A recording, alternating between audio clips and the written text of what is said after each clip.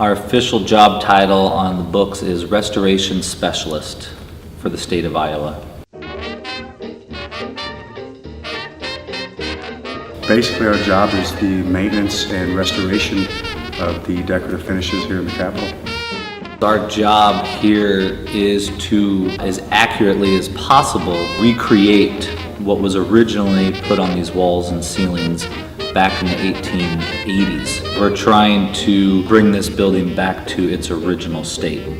And so to restore it as accurately as possible is very important to us. We get to come into some of these rooms that have 13, 16 layers of paint on it, and we're removing layers of paint and getting all the way back to what it was originally. So finding a design that hasn't been seen by anybody for the last 100 years is very rewarding. My favorite part would probably be this room, just because of the I don't know, splendor is a good word that you could use. I mean, it's a magnificent looking room, and just the whole process, you know, digging through layers of paint and finding something here and a little bit here and a little bit there. I mean, it was quite the task, but it turned out really, really well. My favorite part was before I became the restoration painter for the state. I was hired in '98 as a local artist to work on the actual dome. Back when I was 20 years old, I was hanging off the side of the dome, gold leafing it one summer.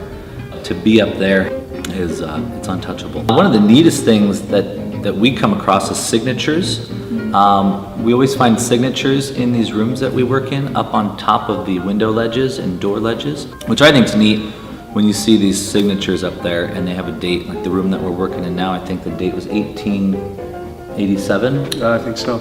That first signature, there's like 3 sets of signatures in one room. And so when you see that, it just gives me chills to think that, you know, 100 and some years ago somebody was working in the exact same spot that I am. And then we get to sign our name next to their name so that we're becoming part of the history as well.